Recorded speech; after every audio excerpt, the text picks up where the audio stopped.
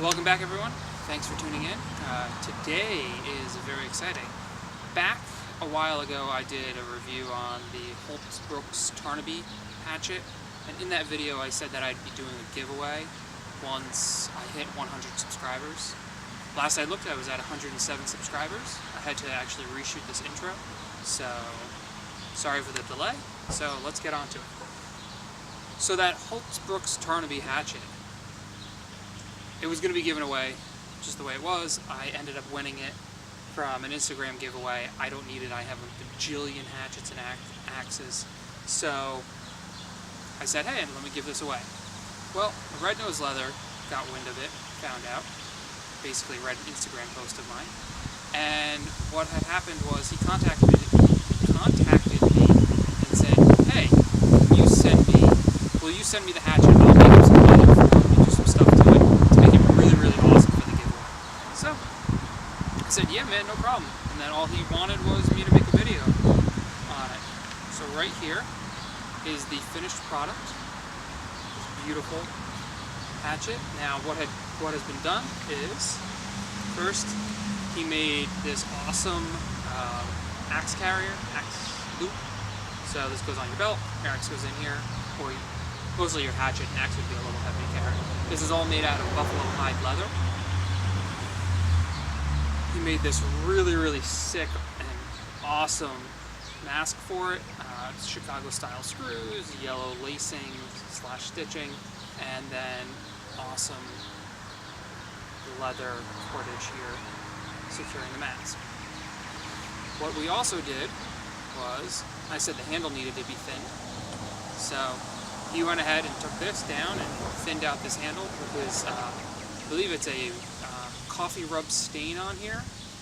He patinaed the head and we reworked the edge some. We thinned this bit out quite a bit so it would be better at chopping any of the tasks. So let's get down to the stump here. We're going to go ahead and show you some close-up details of this, and then we're going to go ahead and just do kind of like a follow-up review on what these improvements are doing for this hatchet, if anything, which they are. So stay tuned. This is buffalo hide, and it is stitched with yellow thread, as you can see. We have some bolts here. This is so as you place it on the hatchet, you pull these strings, these leather pull cords to tighten it up, and then basically in order to release the head, we'll just pull these out. Alright, the other side is beautiful. It has these these really cool Chicago screws. Welt is done beautifully. Everything is finished really, really well. Absolutely amazing work. The buffalo hide feels great. It's super tough stuff. So same goes with the belt loop. And we have Red Nose's Red Nose's stamp on both of them. And this is just a nice basic belt loop with some bolts, some more of those Chicago style screws holding it in place. Our axe slips right down in there, dangles from your belt. Feel great. And then, of course, along with this, it's awesome. Put those off to the side. This is basically, not much has changed here. So we've thinned the bit down a bit. Red Nose did a bit of this, and then I did a bit more. So our bit has been thinned.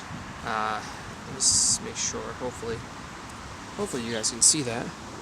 But there, yeah. So that in all of these hatchets, there's a steel wedge up here. This has since been removed.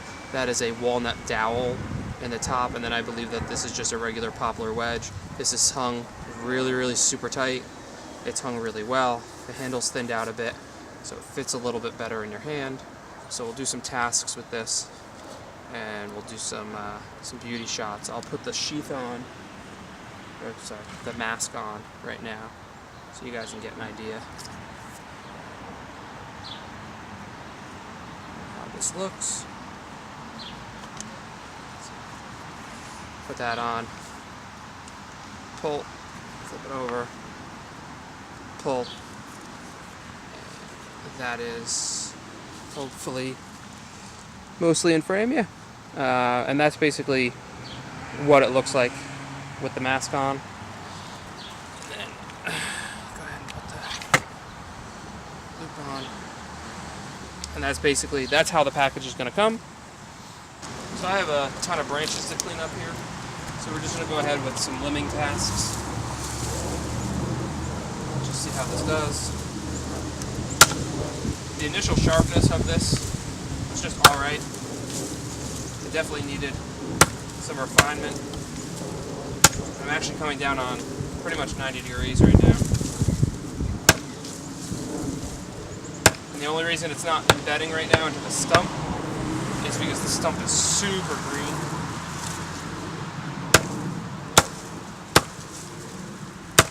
So, you know, this is pretty much no challenge for a hatchet, especially a hatchet like this.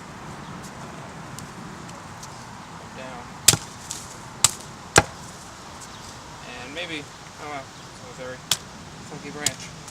This is green maple right now, but I had a request to show this doing more camp tasks, so we're going to go ahead and try to do that a little bit. So I'm going to try to make a pretty good steak out of this. Definitely feels a lot better going like this, choking up on it, so I can do some really nice crafting chops. It actually feels better than one of my vintage hatchets that I just rehung. I think it's, I don't know, it's still a pretty thick handle, but it's comfortable, it's not digging in at all. The little bit of thinning that was done definitely helps this process. So let me square off this end a bit. This will be for our steak.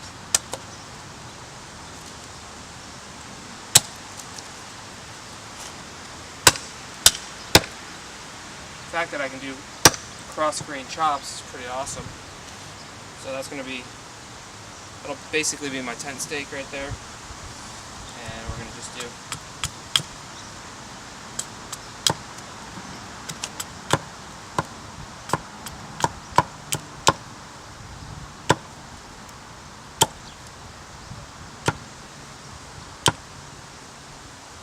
and now we'll come up here, do some finer work.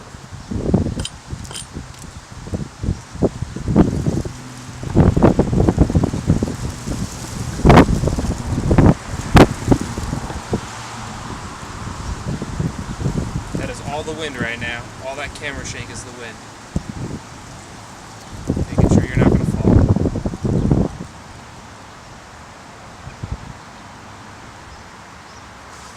Just do some finer stuff.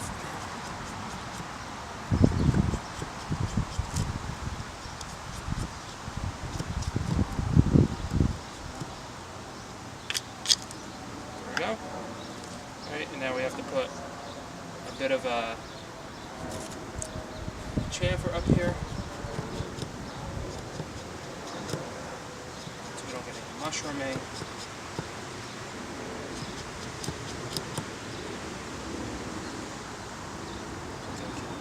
I think I can do this. Let me get down so it's still on camera. I think I can even.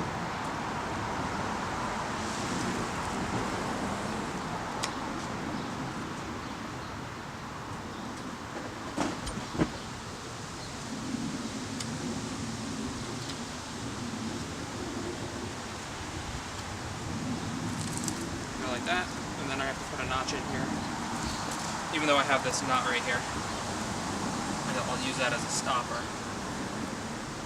So let me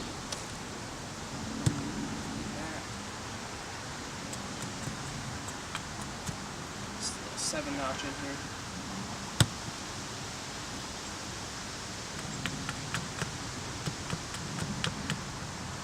And that should be good. And you get a little bit of steak. And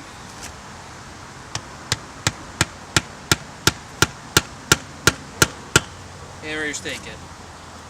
And then it's all nice and squared. Not squared, it's nice and strong. And you just cut it away. Let's feather with this. So we saw what it did with green wood. This is some dogwood. Super dry dogwood. So it's doing a really great job with feathering, even though it's such a hefty hatchet. This is a pretty heavy head for such a short handle.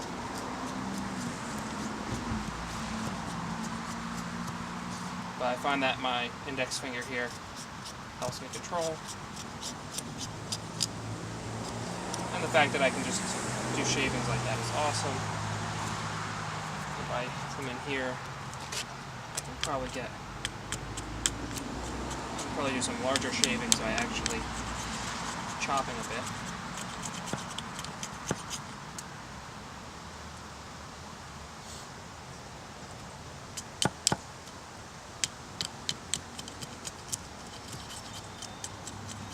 So it does that pretty well. So different crafty things. This is a nice chunk of basswood. Let's make sure that I'm framed up right. So I will try to split this piece of basswood open.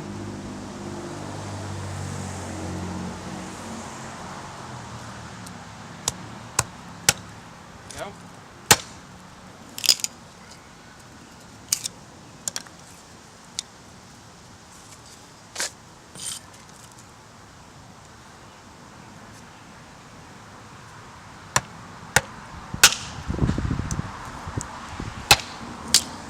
Go.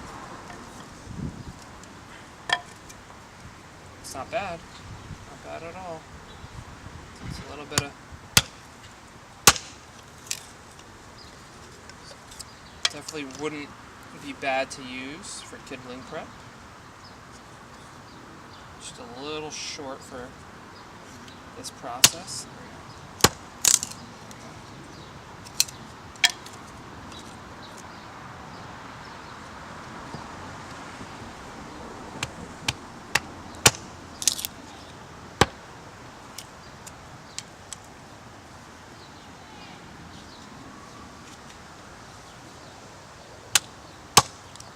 Deflected. Go.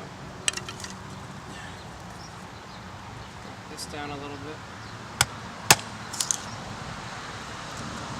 This was a basswood branch, so it's not very straight.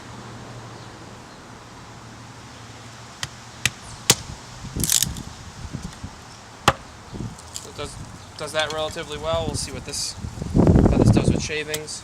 This is going to be piece of cake getting through this. Dogwood is a ridiculously hard wood. This is a little wet there.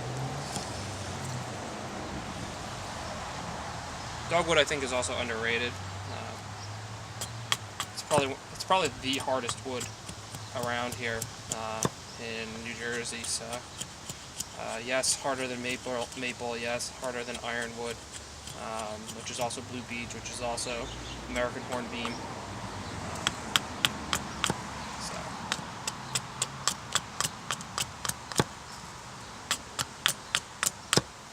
Basswood, on the other hand, is super soft. So I can make shavings, chips pretty easily with this. The thin handle feels a lot better than the old handle. There's still a lot of curves in it, but overall it feels a lot better. So how do you win? This awesome little hatchet with this amazing leather by Red Nose. All you have to do is subscribe to my channel and leave a comment below. Tell me what your favorite, I guess, cutting tool is. Knife, that could be a knife, a saw, or an axe, hatchet, tomahawk, something like that. Specific brands. If it's vintage, that's awesome. Tell me what vintage tools you love. And then I will pick a winner. Let's say just it open for 2 weeks, and I will ship this anywhere within the United States and Canada. I think that's pretty fair. So thanks for watching. Go ahead and go over to Instagram and Facebook. Check out Red Nose Leather, and then make sure you subscribe first, comment, like, share, and I'll see you next time.